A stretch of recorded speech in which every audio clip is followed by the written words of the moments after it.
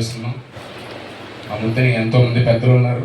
అయితే వారి ముందు నేను వాక్యం మాట్లాడే గొప్పవాడిని కానప్పటికీ వారి చర్చలో గత సంవత్సరం నుంచి ఈ శ్రమ దినాల్లో ఆనవాయితీగా మమ్మల్ని అందరినీ ఎంకరేజ్ చేయాలని చెప్పి మాతో వాక్యం మాట్లాడించాలి అని మా ఈగర్ పెట్టినటువంటి ఈ యొక్క క్రమంలో భాగంగా ఈరోజు నేను వాక్యం షేర్ చేయడం జరుగుతుందండి. వాస్తవానికి భయంగా ఉంది, ఎందుకంటే పెద్దలు సీనియర్స్ ఉన్నప్పుడు ఖచ్చితంగా అది మేము మాట్లాడేటువంటి టాస్క్గానే ఉంటుంది. I really afraid of the situation actually. కానీ దేవుడు నాకు సహాయంగా ఉండాలని కోరుకుంటున్నాను. ప్రార్థన చేసుకుని చిన్న వాక్యం మొదలు పెడతా ఉంటే, పరిశుద్ధ ప్రేమ గల మా ప్రభావ మీకు వందనాలు స్తోత్రాలు తండ్రి. నేను మరోసారి మమ్మల్ని అందరూ ప్రేమించి సజీవ లెక్కలో ఉంచి నేను మీ మందిర ఆవరణలో తండ్రి మీ వాక్యం జీవాహారం భుజించడం తండ్రి మీ గొప్ప దయచేసి వేసే మీకు వందనాలు స్తోత్రాలు తండ్రి. అవునైనా మీరు మరణించడానికి ముందు అనేక శ్రమలు పడి తండ్రి ఆ శ్రమల కొరకు మాకు ఎన్నో పాఠాలు నేర్పి ఉన్నారు మా ప్రభావ. అయితే మా జీవితాలు వ్యర్థంగా వాడుకుంటున్న ఈ భూమి మీదనైనా మా జీవితాలు మరోసారి తండ్రి మేము ఏ క్రమంలో ఉన్నామో తండ్రి ఏ స్థితిలో ఉన్నామో మమ్మల్ని జ్ఞాపకం చేసుకోవడం ఇచ్చిన భాగ్యాన్ని బట్టి ఈ సాయంకాల తరం తండ్రి పరిశుద్ధాత్మ ద్వారా తండ్రి మీరు ఏమైతే నాతో మాట్లాడబోతున్నారో తండ్రి, మాట్లాడేది నేను కాదు కానీ మా ప్రభావ అంశం మీరే వేస్తే నా మాటల్లో ఏమాత్రం పొరులు లేకుండా అబద్ధం లేకుండా తండ్రి ప్రభావ దయచేయమని వెల్లడవుతుండగా వాక్యం తండ్రి వీళ్ళ హృదయాల్లో తండ్రి వారి నుంచి ఆలోచించకపోతే దయచేయమని ఆశీర్వదించమని రావాల్సిన వారిని తండ్రి త్వరగా తీసుకుని ఆడకపోతే ఇచ్చేయమని యేసునామములో అడిగి పెడుతున్నాను తండ్రి. ఆమేన్. హల్లెలూయా. ఇది ఎన్నో రోజు అంటే 6వ రోజా? ఎస్. అంటే మీరు 13వ రోజు అంట. అదే మీరు ఎంతవరకు కౌంట్ చేస్తున్నారని ఉద్దేశంతోనే నేను అడగడం జరుగుతుంది. వాస్తవానికి వచ్చిన మీ అందరిని బట్టి నేను ప్రత్యేకమైన వందనాలు తెలియజేస్తున్నాను. అయ్యగారిని బట్టి కూడా నేను సామీల్ సుకుమార్ గారిని బట్టి అయ్య గారిని బట్టి నేను వందనాలు తెలియజేస్తున్నాను. మంచిదండి, మా సంఘాన్ని ప్రేమించి మీరు ఇలా వచ్చినందుకు. నా పేరు డేవిడ్ అండి. నేను పరిచయం చేసుకుంటున్నాను మీకోసం. సరే, మనం గడిచిన దినాల్లో మా సహోదరులు సిస్టర్స్ బ్రదర్స్ చాలా మంచి విషయాలు మాట్లాడడం జరిగింది. ఎవరు ఏం మాట్లాడినప్పటికీ కూడా అది దేవుడే మాట్లాడుతున్నాడని చెప్పి ఏదైతే ఆ సారాంశం ఉందో దాన్ని గ్రహించడానికి మాత్రం చూడను. కానీ ఈ డయాస్ మీద నుంచి మాట్లాడేవారి మొహాలు కానీ వారి వ్యక్తిగత జీవితాలు కానీ మనం కెలికి వెతికి పోతంతో చూడొద్దని నేను పనిముఖ్యంగా మీకు మనవి చేసుకుంటాను. నాకు ఇచ్చిన ఈ సమయాన్ని బట్టి నేను ఎంతో శ్రేష్ఠుడిని. నేను I'm very happy this moment.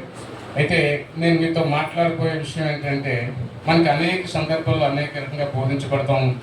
అయితే యేసుక్రీస్తు వారిని సిలువ యాగానికి అప్పగించే ముందు ఒక 40 రోజులు లెంటన్ డేస్ పాటించాలనే ఉద్దేశంతో ఈస్టర్న్ గడిచిన దినాల నుంచి ఇది ఒక ఆనవాయితీగా నడుస్తూ వస్తుంది. అంటే ఈ ఆనవాయితీ పాటించమని నేను చెప్పడం లేదు, కానీ ఈ యొక్క దినాలను, ఈ కూడికలను, ఈ ఉపవాస ప్రార్థనలో ఏదైతే ప్రత్యేకమైన కూడికలు మనం ఉపయోగించుకొని మన జీవితాలను మనం మరోసారి కట్టుకోవడానికి, మనం ఒకసారి మన విశ్వాసాన్ని పురుకొల్పుకోవడానికి మాత్రమే ఈ విషయాన్ని, ఈ సందర్భాన్ని వాడుకోవాలని నేను అందరికీ మనవి చేసుకుంటున్నాను. గడిచిన దినాల్లో మనం మాట్లాడుకున్నాం, ప్రార్థన కోసం మాట్లాడుకున్నాం, లేదా సమయం కోసం మాట్లాడుకున్నాం. అనేక సందర్భాల్లో మనం చేసినటువంటి అనేక విషయాలు మనం ఒక మాదిరికరంగా ఎలా జీవించాలో నేర్చుకున్నాం. అయితే ఈరోజు నా చిన్న సారాంశం ఏంటంటే, చాలా చిన్న ముఖ్యంగా నేను బైబిల్ కూడా తెరవకుండా చెప్పడానికి ట్రై చేస్తాను. పాపం అండి. పాపం గురించి అంటే మన జనరల్గా ఏం చేస్తుంటే, ఉపవాసం చేసేటప్పుడు మనం ఏదైనా ఒకటి పెట్టుబడి పెడుతున్నాం అంటే దానికి ఒక దానికి ప్రతిఫలం, రిజల్ట్ ఎక్స్పెక్ట్ చేస్తాం. ఈరోజు మనం ఉపవాసం ఉంటున్నాం, 40 రోజులు ఉపవాసం చేస్తున్నాం అని అంటే ఇంకా ఖచ్చితంగా నేను చెప్పగలను, ఆధ్యాత్మిక చింతనతో కూడిన ఉపవాసాలు కొన్ని అయితే నేను చేసిన పాపాలు ఈ ఉపవాసం ద్వారా తొలగిపోవాలని, నేను ఈ 40 రోజులు చేస్తున్న యాగం ద్వారా నాలో ఉన్నటువంటి పాపం పోవాలని, నాలో ఉన్నటువంటి అనైతికత కానీ, నాలో ఉన్నటువంటి కొన్ని డెవిల్ స్పిరిట్స్ పోవాలని మనం ప్రయత్నం చేస్తూ ఉంటాం. అయితే పాపం అనేది ఎక్కడి నుంచి వచ్చింది? పాపానికి నిర్వచనం ఏంటి? అసలు ఏ రకాన్ని దేన్ని పాపం అంటారు? ఒకసారి మనం కొంచెం క్లుప్తంగా చూద్దామండి. అనేక సార్లు భూమి మీద ఏం చేస్తుంటే, పాపం అంటే వాడిక భాషలో కానీ ప్రస్తుత భారతదేశ చట్టాల ప్రకారం కానీ పాపం అంటే మొదటిసారిగా నరహత్యనే వస్తుంది. ఫస్ట్ మర్డర్, తర్వాత ఏం చేస్తుంది వ్యభిచారం అంటాం, తర్వాత ఏం చేస్తామంటే లంచాలు తీసుకోవడం, గ్రాబింగ్, ఏమంటుందని కబ్జాలు చేయడం. ఏమంటే వీటన్నిటి మనం జనరల్గా వీటిని ఏం చేస్తామంటే ఇది పాపం అని మొట్టమొదటిగా మనకు గుర్తొచ్చే విషయాలు ఏంటంటే దీన్నే పాపంగా పరిగణిస్తుంటాం. అయితే ఈ పాపాలన్నిటికీ కూడా నిర్వచనాలు అనడానికి ప్రయత్నం చేస్తే అనేక సందర్భాల్లో యూనివర్సిటీస్ కానీ, కాలేజీలు కానీ, డాక్టర్లు, లాయర్లు ఒక పర్టికులర్ ఇది పాపం అనేది నిర్ధారించడానికి ఎవరు కూడా ఒక డెఫినేషన్ ఇవ్వలేకపోయారు. నేను కూడా చూసాను గూగుల్లో, వాట్ ఈస్ సిన్, పాపం అంటే ఏంటి, పాపం అంటే ఏంటి, మాట వెనక కూడా పాపం అన్నారు. నాకు చాలా ఆశ్చర్యం వేసింది. అలాగైతే మన అందరూ పాపంలో ఉంటాం, ఖచ్చితంగా మన అందరూ పాపంలో ఉన్న పాపులమే. ఆజ్ఞాతికం ఏ బైబిల్లో చెప్పిన మాటలు నేనేం చేశానంటే గూగుల్లో చెక్ చేసినప్పుడు పాపం అంటే ఏంటని అడిగాను. బియాండ్ రిలీజియస్, నేను రిలీజియస్ మోడ్లో అడగలేదు, అకార్డింగ్ టు బైబిల్ అడగలేదు, ఎందుకంటే దాంట్లో చాలా వస్తాయి, యు నో ఎవ్రీథింగ్. అయితే నేను పాపం అంటే ఏంటని అడిగినప్పుడు మాట వినకపోవడం పాపం, చెప్పింది చేయకపోవడం పాపం, ఒకరిని హింస పెట్టడం పాపం, ఒకరిని అన్యాయంగా మాట్లాడడం, ఇవన్నీ పాపం కింద వస్తున్నాయి. ఏది పాపం అనేది పర్టికులర్గా ఏం చెప్పలేకపోతున్నారు. అయితే మన కంటితో చూసినవి, కోర్టు ద్వారా శిక్షలు వేయబడ్డవి మాత్రమే పాపాలా? అవే పాపాలా? ఏమండి, మన భూమి మీద ఉన్న అనేకమైనప్పుడు జనరల్గా ఏం చేస్తుంటాం మనం, నేను చెప్పినటువంటి దొంగతనం, వ్యభిచారం, నరహత్య, లంచాలు తీసుకోవడం, భూ కబ్జాలు చేయడం, ఇవన్నీ ఒక మనిషి ప్రత్యక్షంగా చూస్తేనో లేదా ఒక సీసీ కెమెరా రికార్డ్ అయితేనో ఈ ఎవిడెన్స్గా పెట్టి కోర్టు, మన ప్రస్తుత భారతదేశంలో ఉన్న చట్టాలు అయితే కానీ మిగతా దేశంలో ఉన్నటువంటి ఏదైతే లా ఉందో ఆ లా హ్యూమన్ బిహేవియర్ని రెగ్యులర్ చేయడం కోసం, ఎవడైతే తప్పు చేస్తున్నాడో వాడిని పట్టుకెళ్ళి జైల్లో వేస్తే అంతటితో ఆ పాపం ముగుస్తుంది అన్నట్టుగా మనకు భూమి మీద తెలుస్తుంది. ఇదే పాపం అని మనం అనుకుంటున్నాం. అసలు పాపం అంటే ఏంటి? పాపానికి సరైన నిర్వచనం ఏమైనా ఉందా? నేను ఒక్క ప్రశ్న మాత్రం అడుగుతాను. నేను ప్రశ్నలు వేసినంత గొప్పవాడిని కాదు, ముందే చెప్పాను. నాకు వచ్చిన సమయాన్ని బట్టి నేను మాట్లాడగలుగుతున్నాను, కానీ మేము ముందు నేను మాట్లాడేంత యోగ్యుని కాదు. అయితే మనం ఉన్న ఈ గుంపులో నేను పాపం ఇప్పటి వరకు నాకు తెలిసి చేయలేదు అనేవారు ఎవరైనా ఉంటే దయచేసి మీ యొక్క హ్యాండ్ చూపించండి. ఈ ఒక్కరంటే మీకు తెలిసి ఉంటుంది, వాక్యం తెలిసి ఉంటుంది, నా జీవితం నాకు తెలిసి ఉంటుందండి. నా జీవితం మీకు తెలియకపోయినా నాకు తెలుస్తుంది. నన్ను 10 మంది ఇలా చూపించిన నేనేంటో నేనేంటో నాకు తెలుసు, నేను పాపనే కాదని నాకు తెలుసు. మన వ్యక్తిగత, మన హృదయం అంతా మన ఆత్మ అంతా మాట్లాడుతుంటుంది. ఆ రకంగా అనాలిసిస్ చేసుకొని నేను పాపిని కాదు అని ఎవరైనా చెప్పగలిగితే దయచేసి రేజ్ యువర్ హ్యాండ్స్. అంటే నేను ఏదో క్వశ్చన్ చేస్తున్నాను కాదు, కానీ నా సారం నేను వాక్యంలో లేదా ఈ పాపంలో ముందుకు వెళ్ళడం కోసం నేను అడుగుతున్నాను. ఎవరైనా ఉంటే దయచేసి నేను పాపిని కాదండి బ్రదర్, నాకు తెలిసినంత వరకు I'm not doing any committed sin అని చెప్పగలిగితే దయచేసి నాకు చూపించండి. అలా అయితే మనం ఎవరో లేరు, మనం మాట్లాడుకునే అవసరమే లేదు. అసలు పాపులు ఉంటే కదా పాప కోసం చెప్పాలి, పాపలు లేని నుంచి పాపం చెప్పాల్సిన అవసరం లేదు. సో మనం అందరమే పాపులేం కాదు, పాపులే, మనందరం పాపులే. ఎలాంటి పాపలు అంటే నేను చెప్పిన ముందు చెప్పిన పాపలైనా ఇంకా మనం తెలియని పాపలు చేసి ఉన్నామా? అసలు మనం ఇన్నాళ్ళ నుంచి 50 ఏళ్ళ నుంచి 30 ఏళ్ళ నుంచి 25 ఏళ్ళ నుంచి 5 ఏళ్ళ నుంచి 3 ఏళ్ళ నుంచి దేవుని అనుసరిస్తూ బైబిల్ చదువుతూ నేను పాపిని అని చెప్పుకుంటామంటే ఇంతకంటే దౌర్భాగ్యమైన విషయం ఇంకొకటి ఉండదని నేను అనుకుంటున్నాను ఈ క్రైస్తవుడిగా. ఏంటి పాపం ఏంటో మనకు తెలిసింది, అయినా నేను పాపిని అన్నామంటే తెలిసిన పాపాన్ని మనం అందరం చేస్తున్నట్టు లెక్క, అంతేనా? నాకు ఇచ్చిన మీరు దీన్నే మూసు అని ఒకటి అంటారు, చేతులు ఎత్తారు, ఏం చేయరు, ఒక స్టేజ్ ఆఫ్ మైండ్లో స్టేటస్లో ఉండిపోతారు, నేను లెక్క పెట్టుకోవడం వీళ్ళందరూ ఆ స్టేజ్లో ఉన్నారని. సో అయితే మనం చేస్తామని ఒప్పుకున్నాం. మనం దయచేసి పాపం నుంచి బయటకు వచ్చే ప్రయత్నం చేస్తాం. ఒకవేళ పాపని కాదు అంటే నేను ముందుకు వెళ్ళగలను, కానీ నేను అందరూ పాపలు అన్న తర్వాత నా సారాంశం వ్యర్థం అవుతుంది. అయినప్పటికీ ప్రయత్నం చేస్తాను. అయినప్పటికీ నేను ఎవరైనా పాపలు లేరు, నేను పాపని కాదు బ్రదర్ అంటే నేను చెప్పేవాడినేమో, కానీ మీరందరూ పాపలను ఒప్పుకున్నారు. అసలు ఇది యునానిమస్ స్టేట్మెంట్ అనమాట. మన కెమెరాలో రికార్డ్ అవుతుంది, కానీ ఇది చాలా చోచలేని విషయమే. మనందరం పాపలను ఒప్పుకోవడం. ఈవెన్ తో నేను కూడా పాపినే అకార్డింగ్ టు బైబిల్ కాదు, అనేక సందర్భాల్లో ఉన్న లోకంలో టెంప్టేషన్ బట్టి. అయితే పాపం అంటే ఏం చెప్తున్నాడు? పాపం కోసం చెప్పాలంటే ఏం చేయాలండి? పాపం చేయలేని వాడే పాపం డెఫినిషన్ చెప్పగలుగుతాడు. పాపం చేసినాడు అది డెఫినిషన్ కాదు కదా, నోటితో షేర్ చేసుకోవడానికి ఆ మాటలు పలకడానికి కూడా ఇష్టపడ్డాడు. పాపం గురించి దేవుడు ఏం మాట్లాడుతున్నాడు చూద్దాం. పాపం గురించి తెలియనివాడు రోమిలికి రాసిన పత్రిక 3వ అధ్యాయం 10 నుంచి 12 వచ్చిన చూడండి అమ్మ ఒకసారి. 10 నుంచి 18 త్వరగా. రోమసు వార్త 3వ అధ్యాయం 10 నుంచి 18.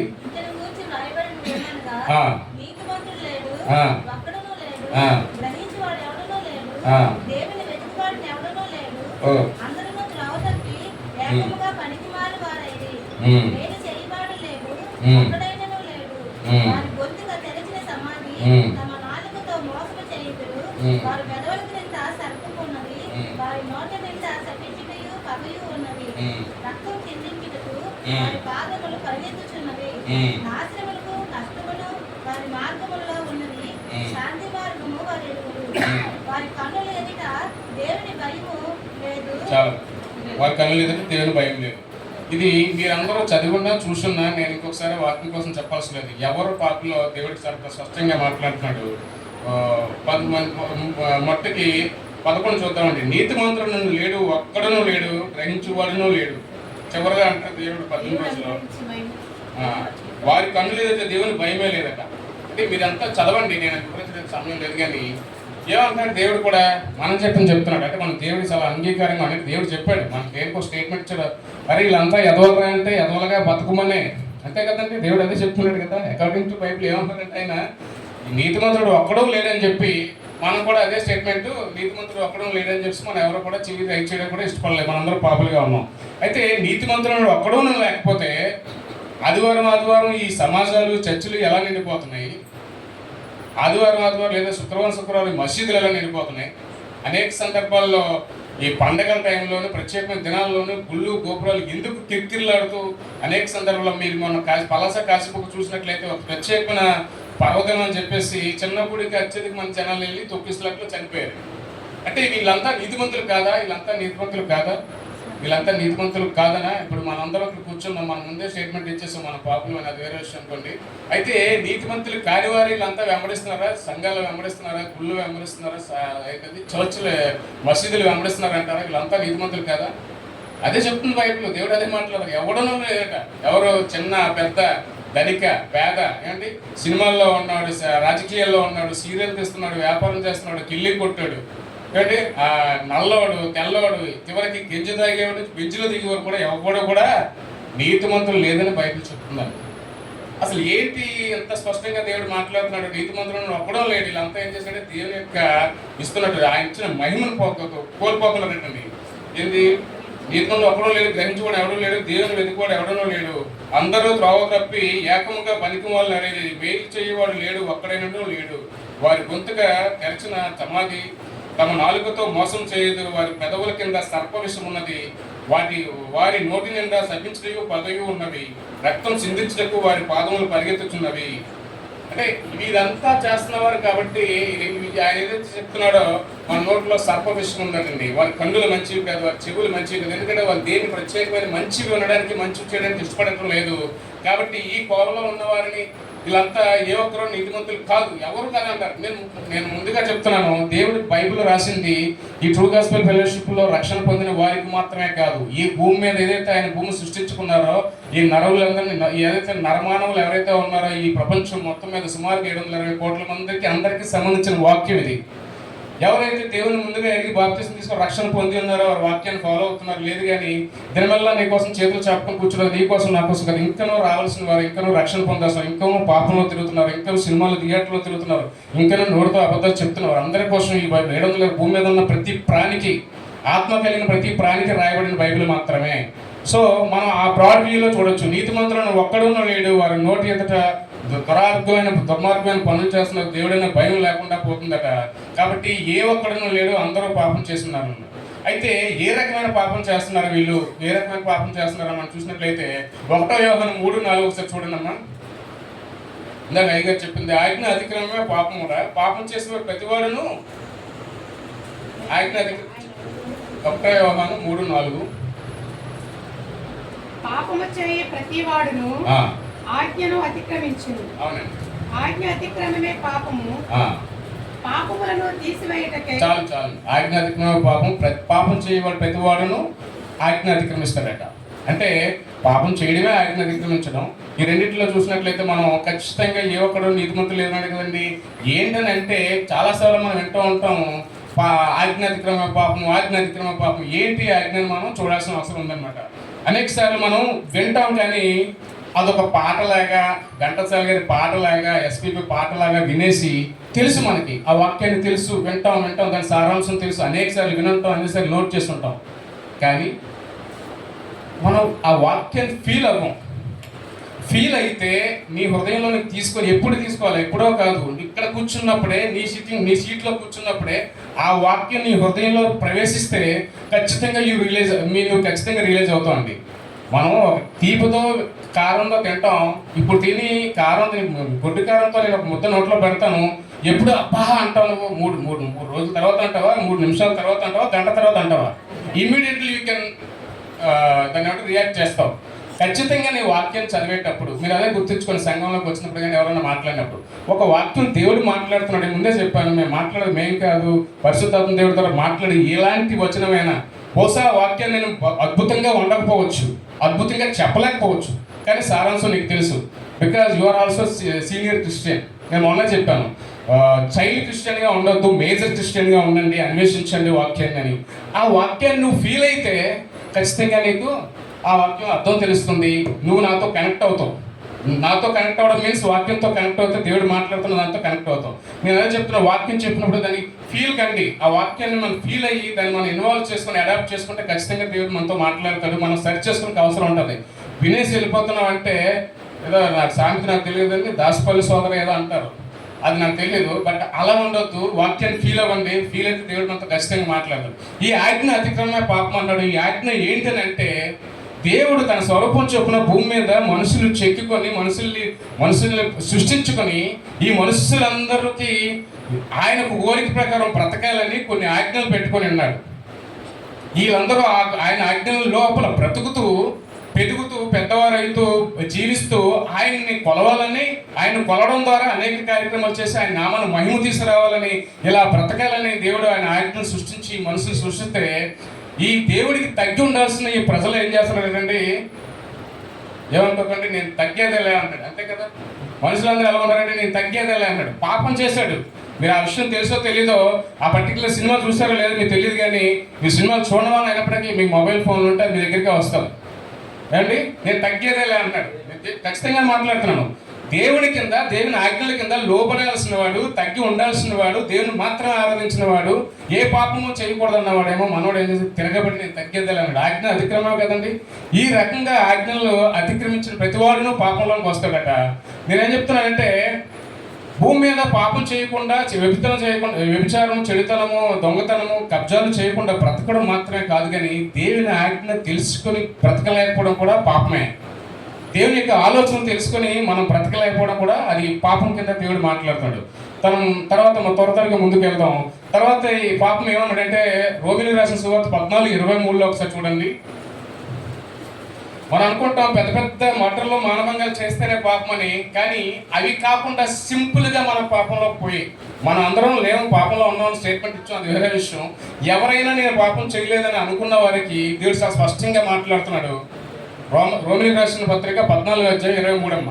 అవమానించిన వాడు లాస్ట్ ముక్క చదవండి, లాస్ట్ ముక్క మాత్రమే చదవండి. రెండో వర్షం. విశ్వాసం మూలం కానిది ఏదో అది పాపం. విశ్వాసం అంటే ఏంటి? హెబ్రీయులకు రాసిన 11:11 చూడండి. నిరీక్షించబడిన వాటి యొక్క నిజస్వరూపమే అదృశ్యమైన ఉన్నవాడిని నిజం నమ్ముటకు రుజువై ఉన్నది అంటే దేవుడు. విశ్వాసం అంటే ఏంటి? నిరీక్షించబడిన వాటి అని నిజస్వరూపము, అదృశ్యమైనవి మనకు కనబడలేని ఉన్నాయని అనుకోవడమే విశ్వాసం. అయితే అక్కడ ఏమన్నాడు దేవుడు? రోమిలికి రాసిన పత్రిక 14:23 విశ్వాసం కానిదేదో అది పాపం అట. చాలా చిక్కొచ్చి పడిపోయింది కదండి. ఇప్పుడు దాకా నాకు మీరు అందరూ పాపులని అన్నారు, అంటే నేను చెయ్యతే నేను పాపినా అంటారేమో ఎవరో ఏ గొడవ ఎందుకు లేదు, ఇనానమస్ స్టేట్మెంట్ నేను పాపిన ఇచ్చేసారు, కానీ మనసులో ఎక్కడ ఉంటుంది బ్రదర్ మీరు అడిగితే నేను చెయ్యకపోయినా నేను నా వరకు కొంచెం పర్వాలేదు, నేను అంత తప్పులేం చేయలేదు, ఒక 80%, 90%, 60% వరకు నాకు తెలిసి తప్పు చేయలేదు అనే ఫీలింగ్ బహుశా మనలో ఉండుండొచ్చు. చెయ్యి ఎత్తకపోయినప్పుడు పాపిని ఒప్పుకున్నప్పటికీ కూడా. కానీ దేవుడు ఏం మాట్లాడుతున్నాడంటే మిమ్మల్ని అలాగే నేను వాక్యం ఫినిష్ చేసినప్పుడు మీరు అందరినీ 0% పాపంలో తోసేస్తున్నాడు దేవుడు అక్కడ మాట్లాడిన మాటను బట్టి. ఇప్పుడు దాకా ఫస్ట్ ఒప్పేస్తున్నారు 80% మనం తప్పు చేయలేదు అనుకుందాం బహుశా మన సమాజంలో మనకున్నాం మన జనాల్లోని. ఇప్పుడు ఏమైంది? విశ్వాసం మూలం కానిదేదో అది పాపం అట. మీరు దేవుడు ఉన్నాడని యేసుక్రీస్తు వారు ఉన్నారని విశ్వసించి మందిరంలోకి వచ్చారా? దయచేసి దీనికైనా సమాధానం చెప్పండి. వచ్చారు, కానీ ఈ వచ్చడంతో సరిపోతుందా? మన విశ్వాసం ఎలా ఉండాలో? ఒకటి ఆజ్ఞ అతిక్రమం పాపం అన్నారు, అది అందరికీ మొదటి నుంచి తెలిసిన విషయమే. ఈ విశ్వాసం కానిదేదో అంటే ఆ విశ్వాసం అంటే ఏంటంటే నిరీక్షించబడిన వాడికి నిజస్వరూపంలో అదృశ్యమైనవి ఉన్నవన్నట్టు. ఒకరు ఫర్ ఎగ్జాంపుల్ సింపుల్గా చెప్తానండి. అమెరికా మీ అందరికీ తెలిసి ఎంతమంది అమెరికా వెళ్ళారు? అయ్యా మీరు కూడా అమెరికా వెళ్ళలేదు. అమెరికా ఉందా లేదా? ఎందుకు చెప్తే ఎలా చెప్తున్నారు మీరు చూసారా? మరి ఎలా చెప్తున్నారు అమెరికా ఉందని? మీరు ఎవరో చెప్పాడు, ఎక్కడో విన్నారు, ఉన్నది అంటున్నారు. మీరు అనుకుంటున్నారు, మీరు చూడలేదు, నా కంటితో చూడలేదు, నా చెవులతో విన్నాను, బహుశా అమెరికా ఉందన్నారు, యూకే ఉందన్నారు, లేదా ఆస్ట్రేలియా ఉందన్నారు. అదంతా ఎందుకు? గాలి ఉందా లేదా? ఎలాగా అది ఫీల్ అవుతున్నాం లోపల, అట్లీస్ట్ కొంచెం తెలుసుకున్నాం కాబట్టి. ఉంది కానీ కనబడదు. ఏ రూపంలో ఉంది? కనబడదు. అది అంతా పక్కన పెట్టేస్తే మీ తండ్రి ఎవరు? మీరు ఎవరికైనా పుట్టిన వెంటనే ఒక 2-3 సంవత్సరాల లోపు మీ తండ్రిని గుర్తించారా? అట్లీస్ట్ కొన్ని 3-4 కదా, 1 సంవత్సరంలో మీ తండ్రిని గుర్తించారా? తెలియదండి. మన తల్లి ఎవరైతే ఉందో మనల్ని పోషించి పాలించి పెంచుతుంది కాబట్టి ఆమె చెప్తుంది మీ తండ్రి ఈయనే అని. అప్పుడు నమ్ముతున్నావు లేదా? ఆమె, నేను తప్పు మాట్లాడకూడదు కానీ, ఆమె ఎవరిని చూపించి నీ తండ్రి అయినా నువ్వు తండ్రి అనే ఫాలో అవుతావు.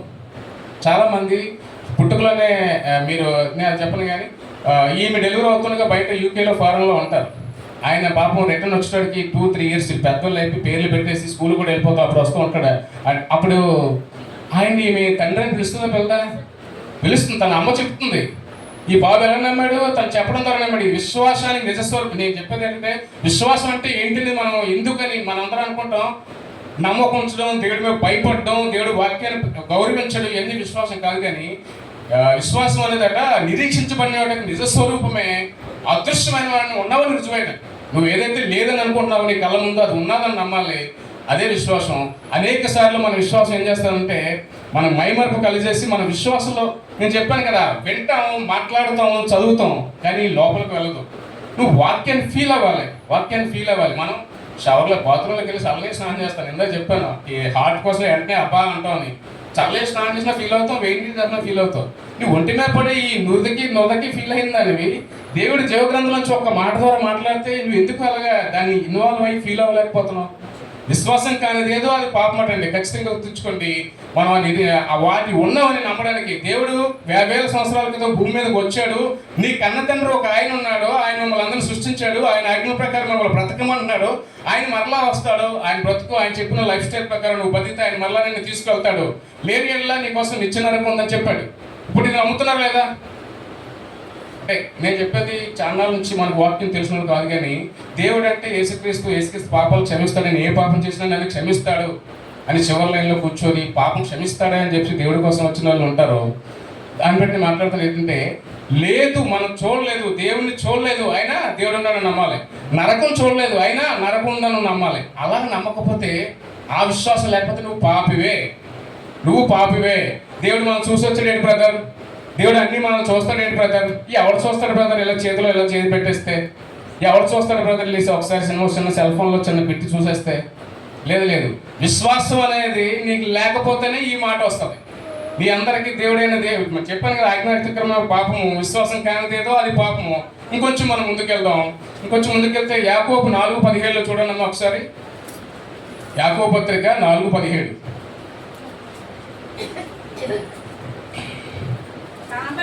కాబట్టి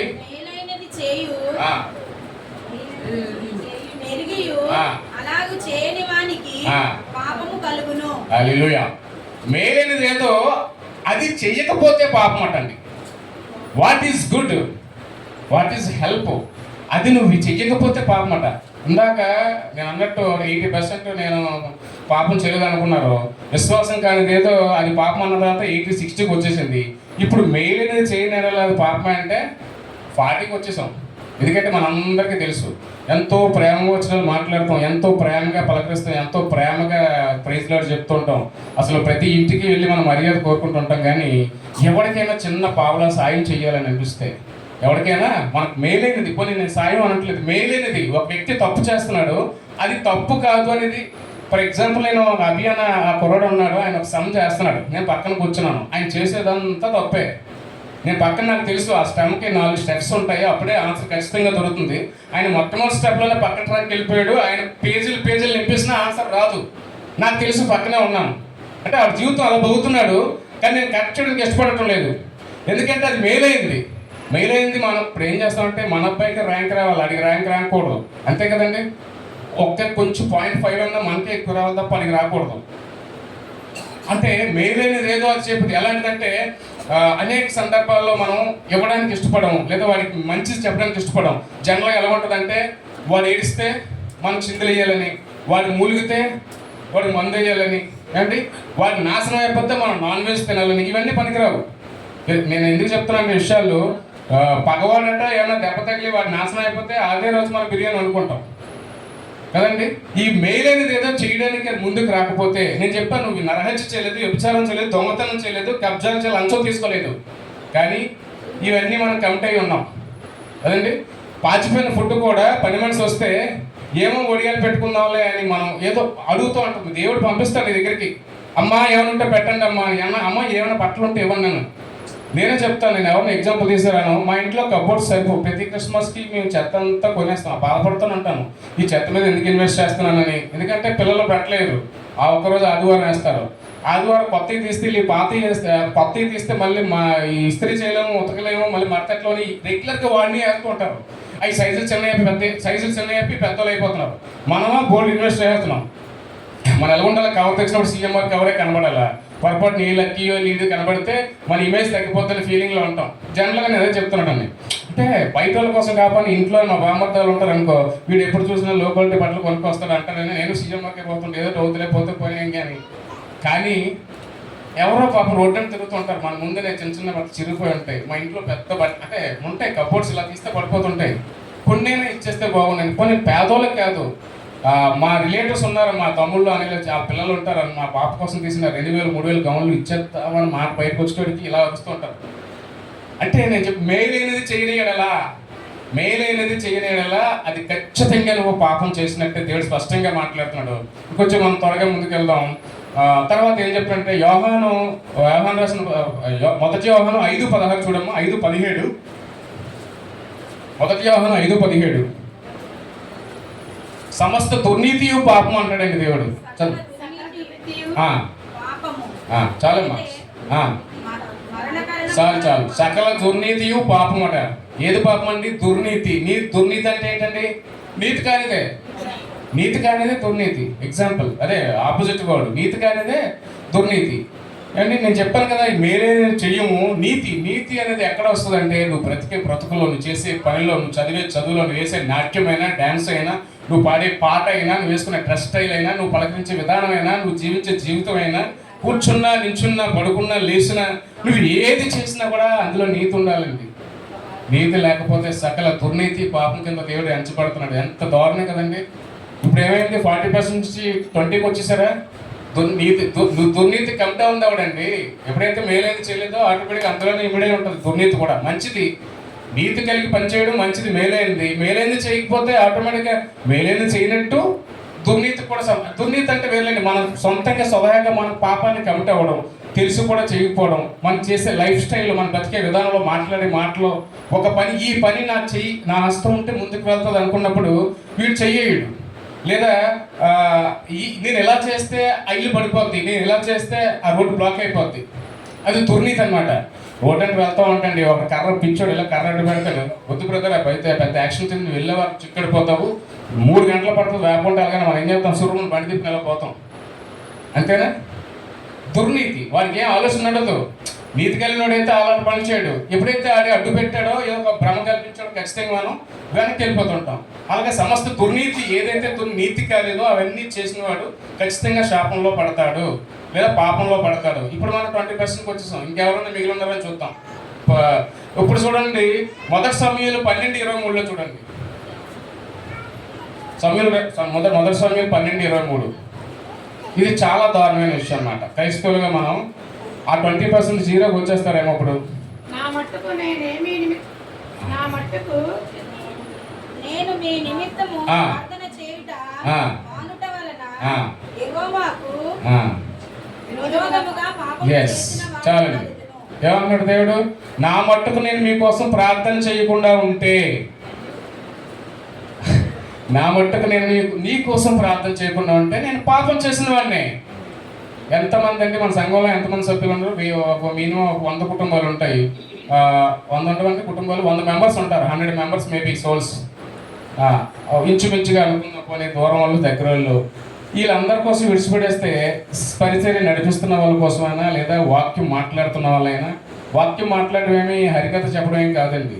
దేవుడు కనెక్టివిటీ లేకుండా నువ్వు ఎన్ని మాట్లాడినా అది పొల్లి కింద పోతుంది తప్ప, అలా కనెక్టివిటీ ఉండాలంటే వాళ్ళ కొంత లైఫ్ స్టైల్ ఉంటుంది. ఆ రకంగా జీవించినప్పుడే ఆ డయస్ మీదకి వెళ్ళి ఆ పులిపిట్ మీదకి వెళ్ళి వాక్యం చెప్పగలుగుతావు. ఎప్పుడైనా ప్రార్థించావా?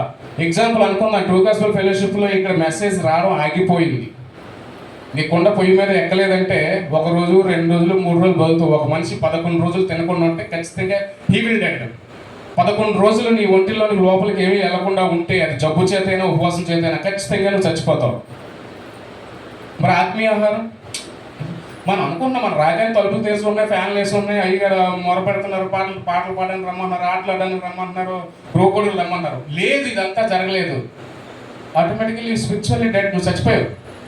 అప్పుడు నువ్వు ఎత్తుక్కోవాలేమో. బహుశా అప్పుడు ఎవరైతే ఆత్మను రగిలించుకోవాలనుకుంటాడో వాడు ఎత్తుక్కుంటాడు. ఎక్కడుంది సహవాసం, ఎక్కడుంది? ఈ చేతిలోని బైబిల్ ఉంటుందండి. బైబిల్ ఉన్నప్పటికీ కూడా మనం ముందు క్యారీ ఫార్వర్డ్ అవ్వలేము. ఎందుకంటే డబ్బు, జేబు నిండా డబ్బు ఉంటుంది, తినడానికి ఒక బిస్కెట్ ప్యాకెట్ కూడా అలాంటిదే. అది ఉన్నప్పటికీ కూడా నీకు బోధించేవాళ్ళు లేకపోతే, నేను భయపెట్టేవాళ్ళు లేకపోతే, గద్దించేవాళ్ళు లేకపోతే ఖచ్చితంగా ముందుకెళ్ళలేవు. అందుబట్టి నేను ఏం మాట్లాడుతున్నానంటే, ప్రార్థన చేయాలి. ఎవరి కోసం? ముఖ్యంగా ఆ దైవ దాసుల కోసం, ఆ కుటుంబాల కోసం. అంటే మన అవమానాలు ఉంటాయి. ఐఏఎస్ ఆఫీసర్ ఇలాంటి వాల్యూ ఎవరు? ఏదో చర్చికి వెళ్తే వాల్యూ ఇస్తారు తప్ప. మీకు ఎగ్జాంపుల్ చెప్తాను. నేను ఒక చర్చ విషయమే 2-3 ఆఫీసులకు వెళ్ళినప్పుడు క్రిస్టియన్ పేరు వినంగానే, ఆ ఫైల్ చేయాలనగానే అంటే వారికి ఎప్పటి నుంచో ఒక రకమైన మోటో ఫీలింగ్ ఉంటుంది. ఆ పేరు చెప్పినా లేదా ఆ పరిసర పేరు చెప్పినా వాళ్ళకి ఈజీగా అర్థమైపోద్ది. అంతకంటే ఎవరో అంటే తెలియదు ఎవరు లేదు కదండి. వీరికి మనం చెయ్యాలా, మనకి మన టైం వచ్చింది, ఇప్పుడు దీన్ని అబ్జెక్ట్ చేద్దాం అనే వాళ్ళు చాలామంది నాకు లోకంలో కనబడుతున్నారు.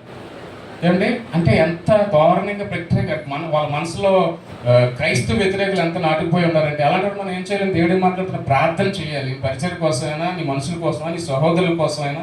వాస్తవానికి సంఘం నుంచి ఎవరైనా సిక్ అయ్యి ఉంటే, హాస్పిటలైజ్ అయ్యి ఉంటే 1-2-3 డేస్ దాటితే మనం వెళ్ళి వాళ్ళు పరామర్శించేసి ప్రేర్ చేసి రావాల్సిందే. అది సంఘంలో వన్ ఆఫ్ ది రూల్. అని 1-2-3 డేస్లో ఎవరైనా జాయిన్ చిన్న సర్జరీలకి వైరల్ ఫీవర్కి వెళ్ళి వచ్చేస్తారు. కానీ అంతకంటే ఎక్కువ వాళ్ళు ఉంటే నీ వాక్యం అవసరం, నీ ప్రార్థన అవసరం. లేదా వెళ్ళలేకపోతే నీ ఇంటి దగ్గర ప్రార్థన చేయాలి. అలా ప్రార్థన చేయకుండా ఉంటే అది కూడా పాపం అన్నాడు. సరే, ఇన్ని పాపాలు ఉన్నాయండి. మొట్టమొదటిగా ఆజ్ఞాతిక్రమం పాపం. 2 విశ్వాసం ఏదో, విశ్వాసం ఏదైందో విశ్వాసం ఉందని నమ్మకపోవడం పాపం. 3వదిగా మేలేది చేయకపోవడం పాపం. 4వదిగా సమస్త దుర్నీతిని పాపంగా దేవుడు ఎంచబడతాడు. 5వదిగా ప్రార్థన చేయకపోవడం పాపం. అయితే మనుషుడు ఈ విషయాలన్నీ తెలుసు. ఏం చేస్తున్నాడు అంటే, ఉదయం 9 గంటలకు ఆఫీస్కి వెళ్తాం, 5 గంటలకు వస్తాడు, టీవీ పెట్టుకుంటాడు, వాడు నచ్చింది తింటాడు, నచ్చింది తాగుతాడు. చూసి ఇజ్రాయెల్ ఎవరైనా ఇరాక్ ప్రెసిడెంట్ చంపేశారు కదా, వీళ్ళు వేసేస్తే బాగున్నాను, ఈ ఎదవపోతే ట్రంప్ గారిని వేసేస్తే బాగున్నాను, ఈ కోవిడ్ వచ్చింది లేదా చైనా ప్రెసిడెంట్ అన్నీ వీడు చేసేస్తాడు. ఇంట్లో కూర్చొని మంచమే కూర్చొనే ఈ జడ్జిమెంట్లన్నీ. కానీ నీకు తెలుసు నిజమైంది ఏదో, కానీ నువ్వు బయటికి వెళ్ళి ఒక్కటైనా మార్చుకొడుతున్నావు. నేను క్రైస్తవుల కోసం మాట్లాడుతున్నాను, బయట వాళ్ళ కోసం కాదు. నీకు ఎంత తెలుసు, నీకు ఇవన్నీ చేయడం వల్ల పాపం అని తెలుసు, కానీ నీ లైఫ్ స్టైల్ మొత్తం ఎలా ఉంటుంది? ఉదయం ఆఫీస్కి వెళ్ళామా, సాయంత్రం 5 గంటలకు వచ్చామా. ఇప్పుడు కూడా మన చర్చలో ఉన్న అనేక మంది మెన్స్ ఎవరైతే మగవారు ఉన్నారో ఇంట్లో ఖాళీగానే కూర్చున్నారు, లేదా రోడ్ సైడ్ కూర్చున్నారు, ఎవరితో పిచ్చాపడి కబుర్లు చెప్తున్నాడు, కానీ దేవుడు ఏం మాట్లాడుతున్నాడో అని వినడానికి రాలేదు. సరికదా, నువ్వు బయట ఉండి ఈ సమయాన్ని ఎవరికైనా సువార్త చెప్పడానికి, ఎవరికైనా గద్దెంపు చేయడానికి వాడుతున్నావా? లేదు. నువ్వు అన్యుల్లో కలిసిపోయి ఒక పెగ్గేస్తున్నావు. అక్కడ నువ్వు ఒక ఆత్మను రక్షించకపోగా నిన్ను చూసి నలుగురు దేవుడు అంటే అసహ్యించుకుని పెరిగిపోతున్నారు. ఆ సువార్తకు వ్యతిరేకంగా పోతుంది. నేనేం చెప్తున్నానంటే, ఈ డైలీ లైఫ్ నడిపోవడం, టీవీ చూసి వీడు చచ్చిపోవాలి, వేసేయాలా, మార్చేయాలి, ఇలా మార్చేయాలా, ఐక్యసంతులు వీడిని చేర్చేయాలా, ఐక్యసంతులు వీడిని తీసేయాలా. నార్వే కంట్రీస్లో రష్యా నుంచి దాన్ని ఏంటది ఎప్పుడు యుద్ధం జరుగుతుంది అని మర్చిపోయినా, ఉక్రెయిన్ మెంబర్షిప్ నుంచి దాన్ని పడేయాలా ఇచ్చి అన్నీ మనం మాట్లాడతాం. కానీ ఒక్కడికి బయటకు వచ్చి మనం ఇది మంచిదిరా అని చెప్పడానికి మనం రాము. ఎందుకంటే మనందరికీ మెగాస్టార్ డ్యాన్స్ తెలుసు. ఆ డ్యాన్స్ చూసి మనం నరకంలో మనం డ్యాన్స్ చేయాలి వస్తుందని మనం ఆలోచించాం. ఇప్పుడు ఆలోచించాం. కెవ్వు కేక పాట తెలుసు, మనం అక్కడ కేకలేస్తాం నరకంలో అని అది తెలియదు. నేను దయచేసి వినండి, నేను ఎందుకంటే ఆ మాటలు చెప్తున్నానంటే, మనం దేనికి ఎడిక్ట్ అయి ఉంటున్నామో దాని ద్వారా మనకు వచ్చే పాపాలని నేను చెప్తున్నాను. ఏమండి, మనం ఏం చేస్తామంటే, మనం ప్రేమించిన అమ్మాయి దాని అందం చూసి మనం మోసపోతే అది మనం సీసీ రోడ్డుకి వేసి పడేస్తుంటుంది. అంటే వాడి దగ్గర ఉన్న అన్నీ వలిసేస్తూ ఉంటుంది.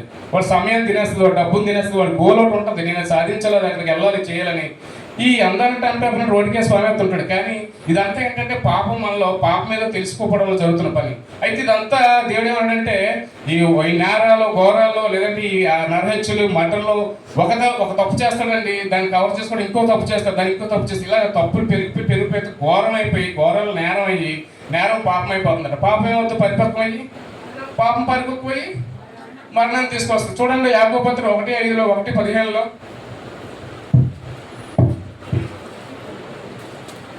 యాకోబు 1:15 చూడమ్మా. దురాశ గర్భము ధరించి పాపములు కనగా పాపము పరిపక్వమై మరణమును కరును. చాలు.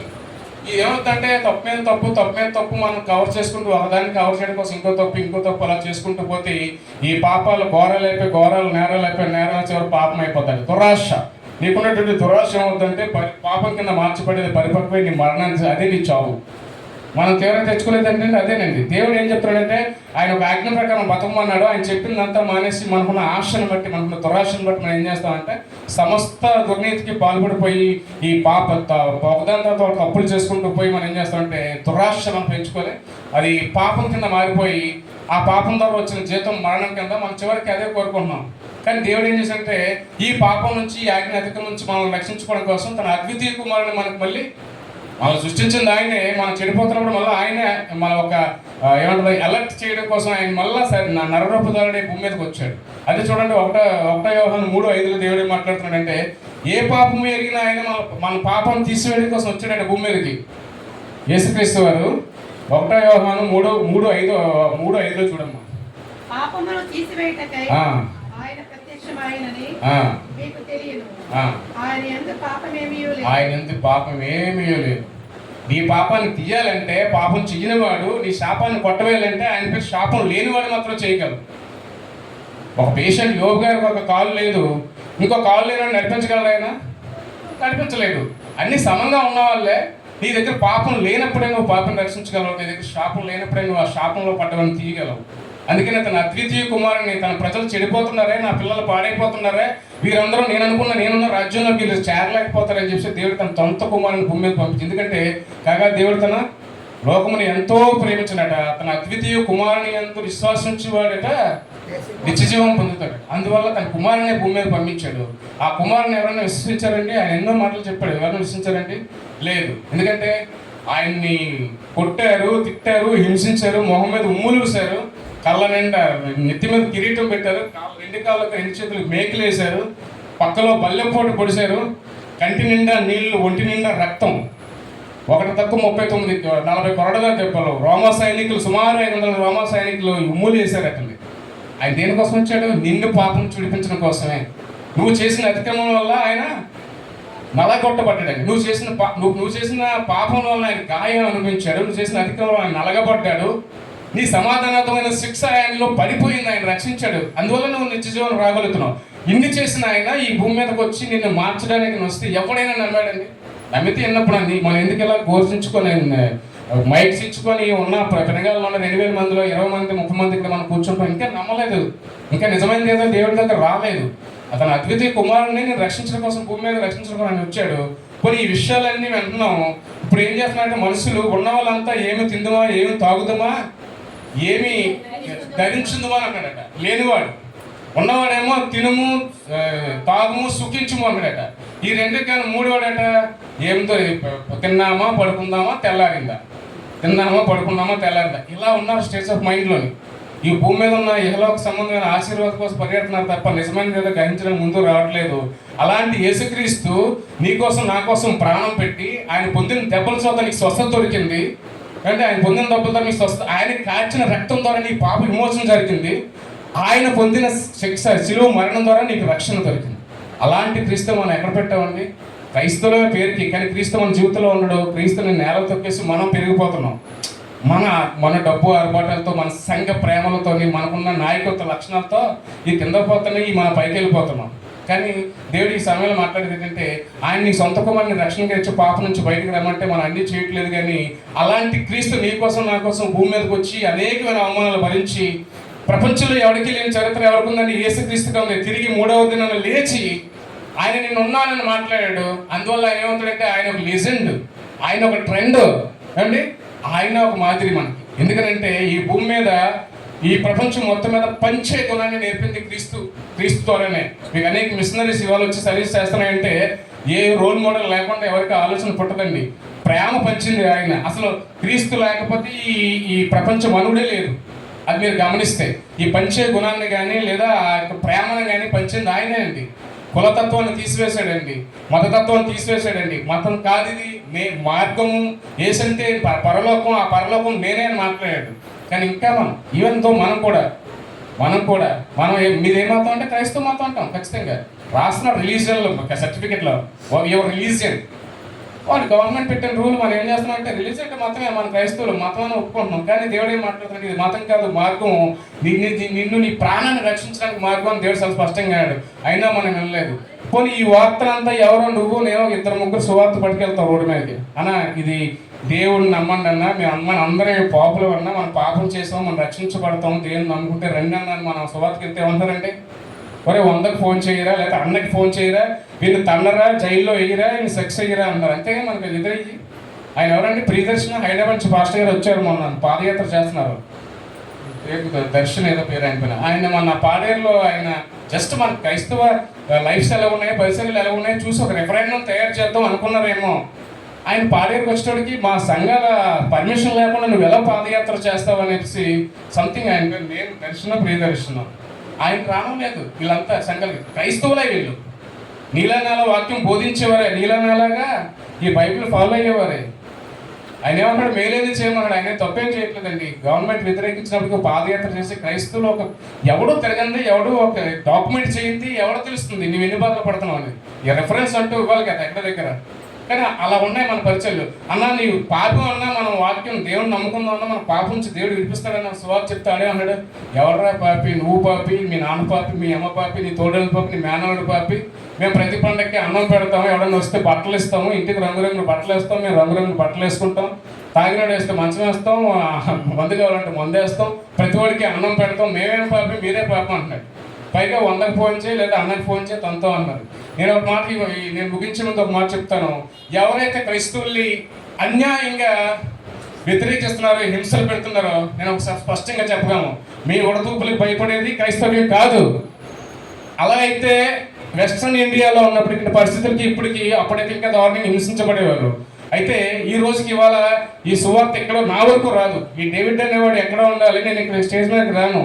క్రైస్తత్వం నానాటికి పెరుగుతూ వెళ్తుంది కాబట్టి సువార్త ఈరోజు ఇక్కడ జాబడతారు. మీ ఉడతూపులు భయపడాడు ఇక్కడ ఎవడో లేడు. 100 కూడా యూట్యూబ్లో వెళ్తూ ఉంటుంది. దాన్ని బట్టి మాట్లాడుతున్నానంటే అనేక విప్లవాలు భూమి మీద పుట్టబడ్డాయండి, కానీ పుట్టాయి, గతించాయి. క్రైస్తవ విప్లవం ఒకటే నాటికి కూడా లైవ్లో ఉంది. హల్లెలూయా, హల్లెలూయా. ఎందుకంటే ఈ క్రైస్తవుడికి తన వెనక దేవుడు ఉన్నాడు, వాడి ముందున ఒక లక్ష్యం ఉంది, వీడి జీవితానికి ఒక గురి ఉంది, గుండెల నిండా బలం ఉంది. ఖచ్చితంగా ఎక్కడికైనా లేదని మాట్లాడగలడు. ఎందుకంటే నిజమే నీ దగ్గర ఉంది, అబద్ధం అయితే భయపడతావు, నిజమే నీ దగ్గర ఉంది. అవునండి, మనందరూ రుచి చూసాం కదా. నువ్వు పడిపోయిన వాడివి, చనిపోయిన వాడివి, నీకు ఏది లేనివాడివి, నీకు అన్ని దేవుడికి అలవ చేశాడని నిన్ను సమాజంలో గౌరవంగా నిలవబెట్టాడు. కాబట్టి మనం రుచి చూసి జరిగినప్పుడు క్రైస్తవ సువార్త చెప్పడానికి మనం ఎప్పుడు వెనకాడము. నేను ముగిస్తాను. ఇలాంటి ఉడతూపులకి బదిలేవాడు ఎవడూ లేడు. ఎందుకంటే నా వెనకాల దేవుడు ఉన్నాడు.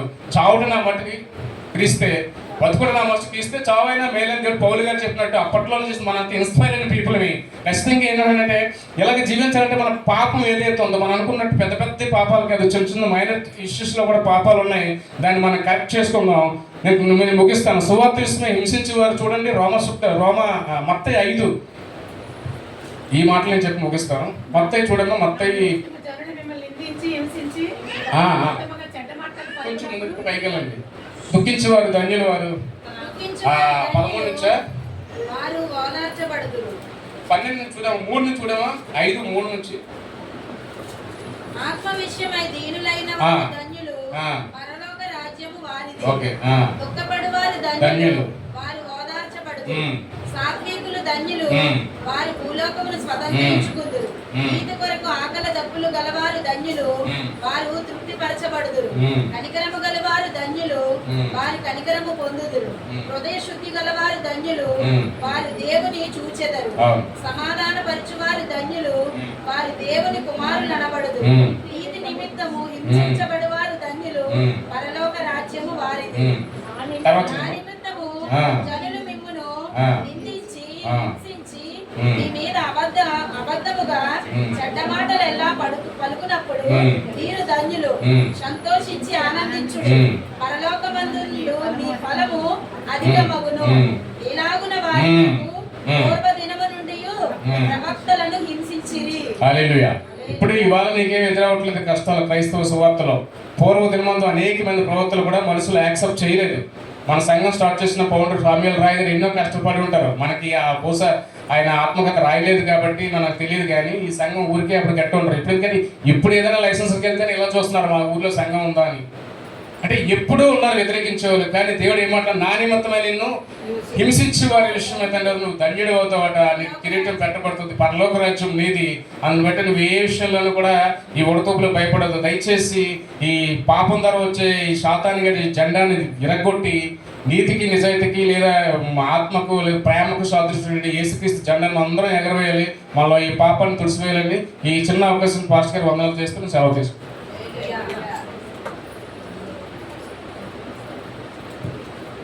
చక్కని మాటలు తెలియజేసిన దేవుడి పిల్లలకి సంఘం తరపున వందనాలు తెలియజేస్తున్నాను. మరి పాపం గురించి అంత చక్కగా క్లియర్గా మనకి వివరించి ఉన్నారు. పాపం అంటే ఏంటో తెలియజేస్తారు. అయితే ఈ పాపం గురించి తెలియజేసిన మాటల్ని మనము గ్రహించుకోవాలి. ఈ గ్రహించుకుపోవడం కూడా ఒక పాపమే అనేసి అంటే నీతిమంతుడు లేడు ఒక్కడు లేడు అనేసి దాని కిందన ఒక మంచి మాట ఉంది. దీన్ని గ్రహించుకోవాలి. మనం పాపం గురించి వినేసాము, మరి ఆ విషయాన్ని మనం చేయకోకుండా దాన్ని గ్రహించుకోకుండా దాన్ని పాటించుకోకుండా ఉండడం కూడా ఇది ఒక రకమైనటువంటి పాపము. అండ్ మరి ఎంతమంది విన్నారు, ఎంతమంది ఈ మాటను గ్రహించారు నాకు తెలియదు, కానీ మరి తెలియజేసిన మాటలు మనం గ్రహింపులో ఉంచుకుందాం, జ్ఞాపకం ఉంచుకుందాం. మన యొక్క పాపము చేయకోకుండా మనము ప్రయత్నం చేద్దాం. దేవుడి కొద్ది మాటలు మన వినికిడిలో దీవెనకరంగా ఆశీర్వాదకరంగా చేయనుగాక.